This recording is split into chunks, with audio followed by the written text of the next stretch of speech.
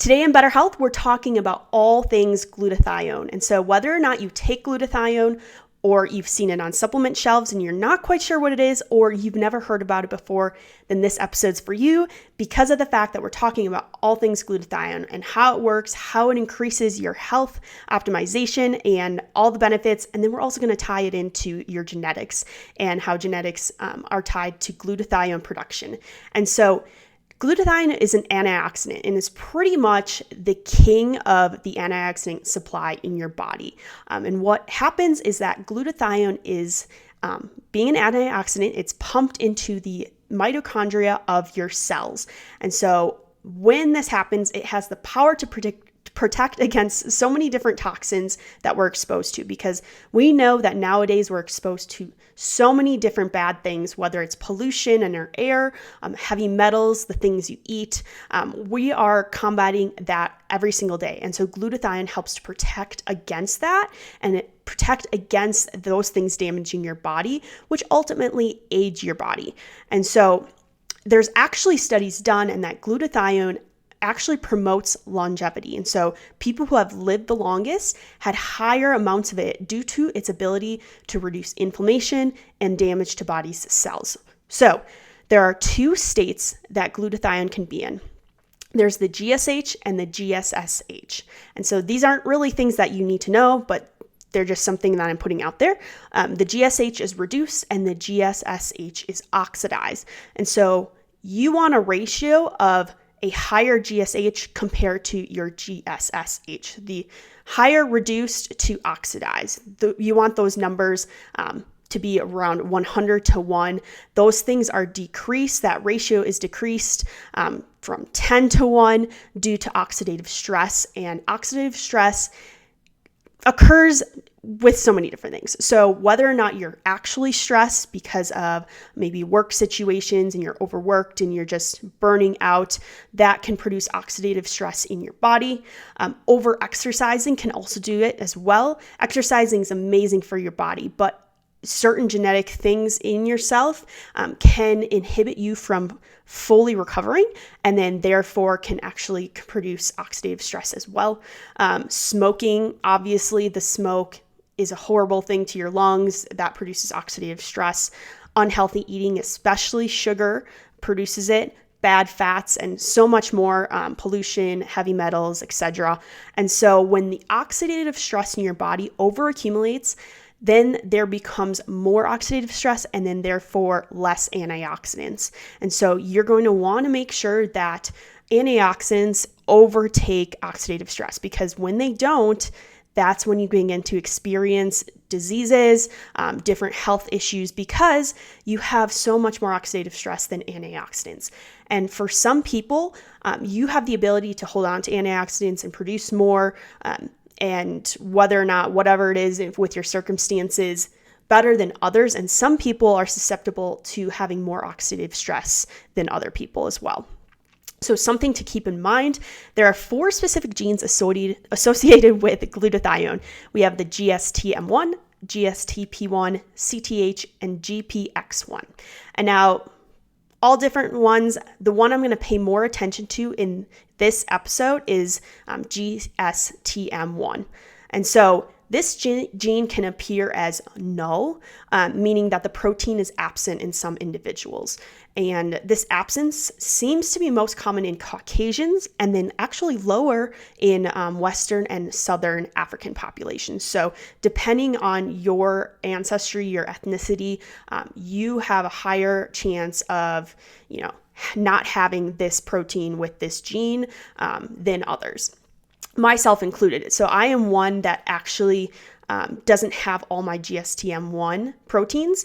So that inhibits my ability to have glutathione in my body, which therefore I'm more susceptible to oxidative stress and less antioxidants. And so knowing that this means that Caucasians are more likely to experience the absence of the protein that helps with glutathione production, like I said, myself included.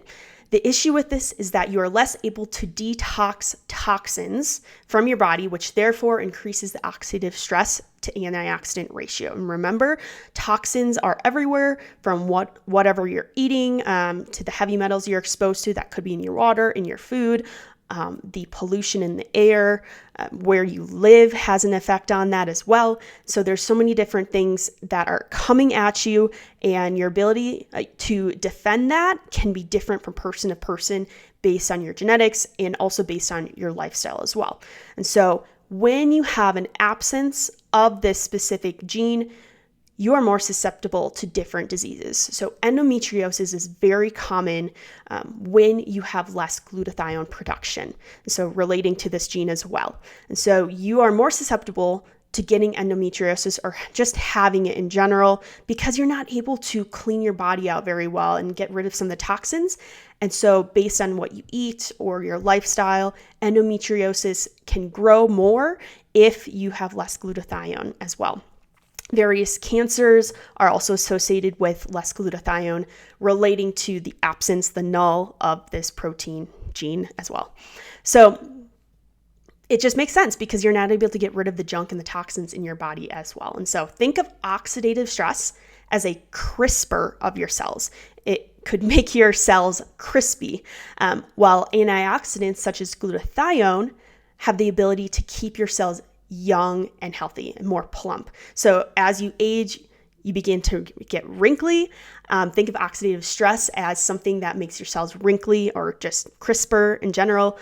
And think of antioxidants and glutathione as the ability to, it's kind of like that, the cream you put on to make sure that you don't age as much and gets rid of wrinkles. It keeps your cells plumper and healthier as well. And so sugar is actually often known to make your cells crisper or more wrinkly per se and older. And so it increases your body's aging. So most people don't want to look older. You don't want to age as fast. You want to live longer. Glutathione is one of those longevity hacks if you're doing it right as well. And so what can you do? Well, you can get your genetics tested. I know that I have an absence of the GSTM1, and therefore I can do different things in my lifestyle to inhibit those negative effects from happening. So to inhibit my cells from getting crisper or different issues along with like endometriosis or anything like that, I can change my lifestyle so that I don't have that issue as much. I have to definitely be more proactive than others. However, I can do different things in my life called epigenetics to then alter how my genes are expressed. Knowing that I have an absence of this, I have to do extra due diligence to make sure my body is extra healthy. And so you can get your genetics tested to figure out how does your body respond when it comes to glutathione production, specifically those 4 specific genes that I said in the beginning of this episode. And then also when you know that, you can adjust your lifestyle accordingly. So what I am doing is I'm taking a trisomal glutathione, and trisomal it sinks into your cells easier than other glutathiones. So trisomal is the best. It's a liquid that I take. This is especially good for after a workout when there's a lot of different stresses going on in your body. It helps me to recover better, I should say. Also, eating more cruciferous vegetables. These are going to be powerhouses in regards to what I eat for my diet.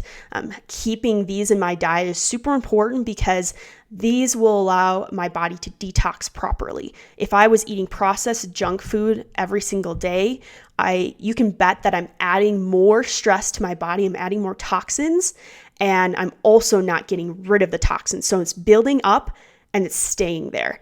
When I eat cruciferous vegetables, it's getting rid of those toxins and it's not building them up as well. So I hope you enjoyed today's episode. I hope you had things to take away from it. If you're interested in glutathione, I would highly encourage you to look more into it. Get your genetics tested as well, because then this will allow you to know how to alter your lifestyle to then achieve longevity or whatever your goal is to optimize your body, to be able to serve the best you can in a state of well-being. So feel free to look into glutathione, specifically trisomal glutathione. Let me know if you have any questions. And subscribe, rate, review, and share this episode if you really enjoyed it. That helps more than you know, guys. And I really, really appreciate you listening in.